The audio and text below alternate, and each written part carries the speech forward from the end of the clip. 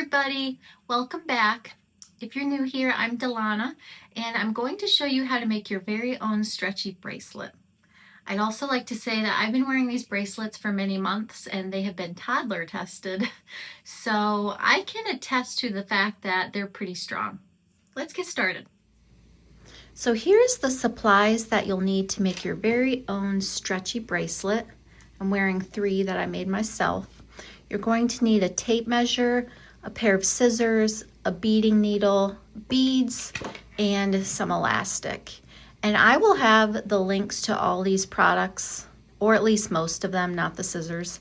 I'll have links to these products down in the information box. So for this particular tutorial, we're going to be using the double-stranded method, where the beads are actually going to go over a strand of elastic that has been folded in half.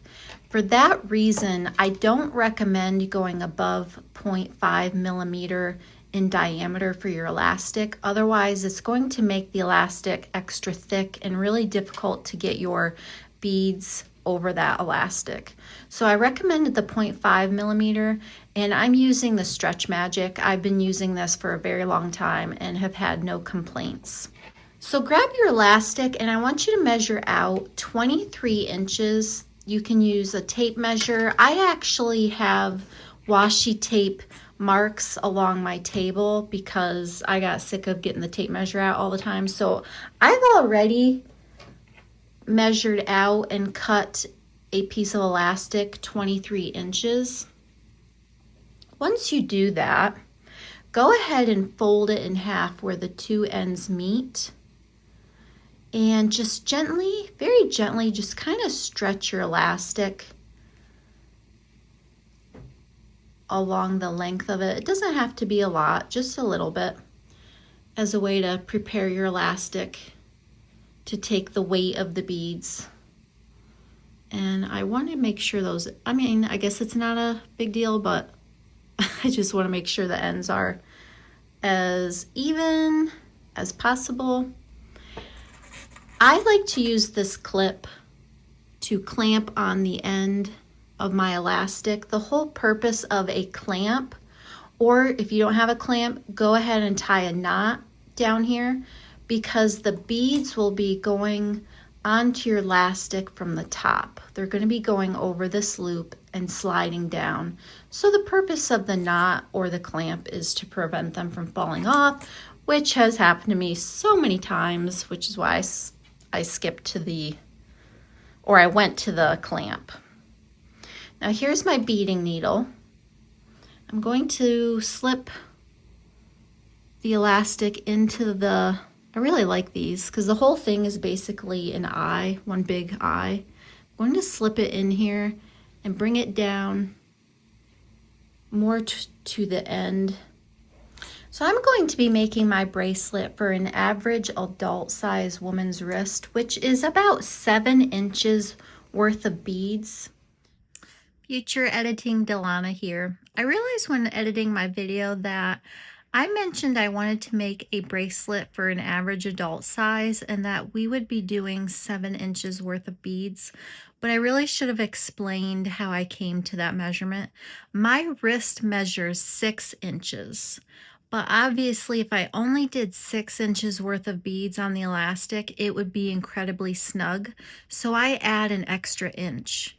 So it's actually very easy if you want to do a very specific measurement. Maybe your wrists are smaller or larger. Measure your wrist, and whatever that measurement is, add 1 inch. That will be your total inches worth of beads. I hope that helps.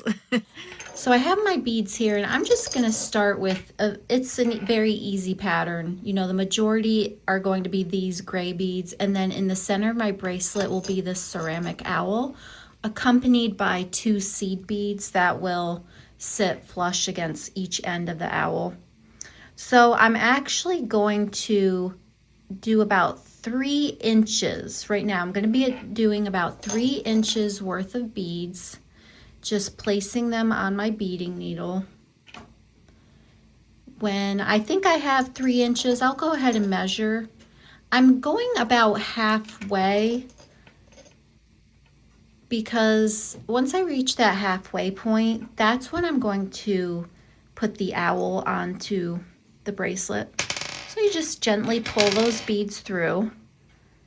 And as you can see, they're not going anywhere. So I probably have about 1.25 inches right there.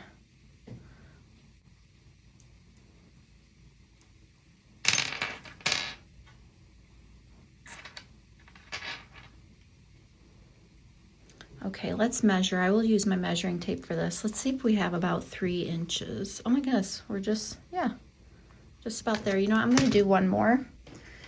There's really no hard and fast rule. This is how I like to do it if I'm doing a center accent bead. So this will be our last gray bead to make up the 3 inches. Now I would like to place 1 seed bead onto my needle, followed by, as you can see, followed by the owl. These owls are really heavy because they're ceramic. Followed by another seed bead, and we'll do 1 more gray bead, and you can see the pattern. Very, very simple. And I'll just gently slide those over.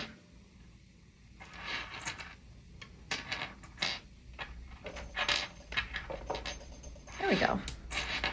So now I'm going to continue on with my gray beads, and I'm going to end this beading at 7 inches. I want 7 inches worth of beads.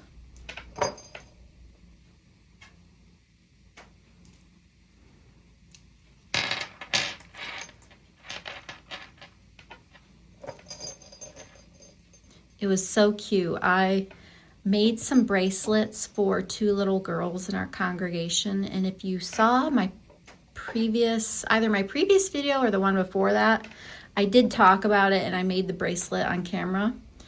And I gave her the bracelets, and she said, "You never have to buy bracelets because you know how to make them." And it was just so cute. But I told her I do have to buy the supplies. That is something where my money does go. It was just really cute. She's, let's see, like 6. All right, let's see if we have 7 inches. I really don't want to go past that because, oh, I am past that. So I'm like 1/2 inch past that. I'm going to remove the 1 bead. So I have an extra one. Okay, so we have our 7 inches worth of beads. So as you can see, we have a loop here and our ends are here. Now what I'm going to do is I'm going to gently slide these beads up a little bit because we have to access the ends down here, because one of those ends will be inserted through that loop. Okay, so I'll remove that. If you did not do the clamp method and instead you put a knot down here, go ahead and snip above that knot just so that you have 2 loose tails, okay? So we're going to grab one end of the tails, or I should say one of the tail ends. Grab one of those, it doesn't matter which one. And we're going to grab the loop, if I can. And what we're going to do is this tail will be inserted into that loop. So I'm going to grab it like so. So this is what your bracelet should look like right now. We're going to gently tug and pull so that these 2 beads meet. And if you have to, you can even kind of like gently pull your beads down to get them to meet. See how that gap closed in? There we go. So we're almost done. We're just going to tie the knot now. So we're going to do a series of 5 overhand knots. And you'll do that by the left going over the right. And that left tail, we want that to go in through the loop. So down and under, in through the loop. You can manage that however is comfortable. That's how I like to do it. I'm going to gently tug.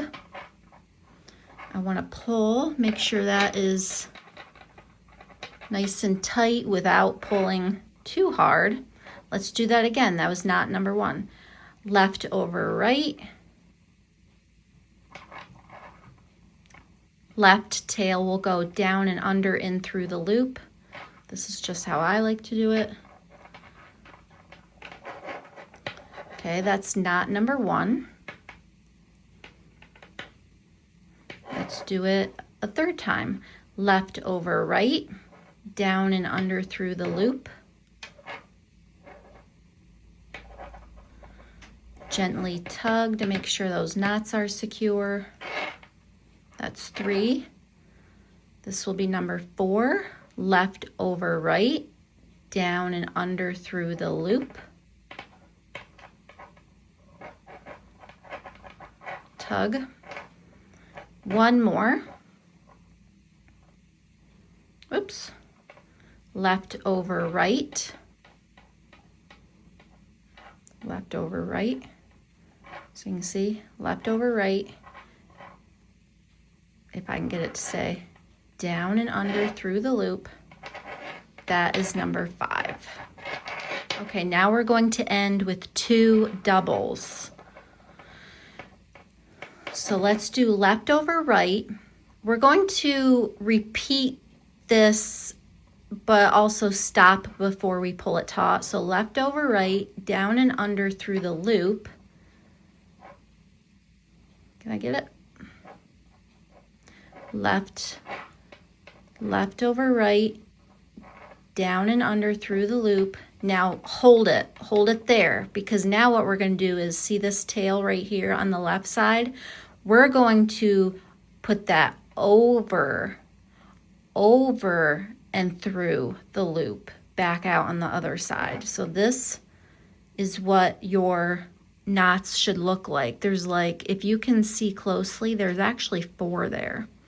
So now we're going to pull that tight. And we're going to do 1 more, and then we're done. Okay. So left over right, down and under through the loop. I grabbed it. Hold it there. Now take your left and go over the loop. Left and over through the loop. There, you can see you got four little knots there, and we're gonna pull. Okay. There we go. I've made so many bracelets that way, and I tell you, they have been toddler tested. And you know how toddlers are. They are not careful with stuff. And I haven't had one broke since.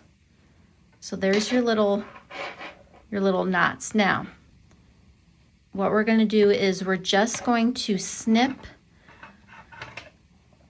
right above those knots. I'm going to leave like the tiniest, tiniest tail above those knots. Just snip right there. There we go. It did. I'm gently pulling so that a bead hole covers those knots. There we go.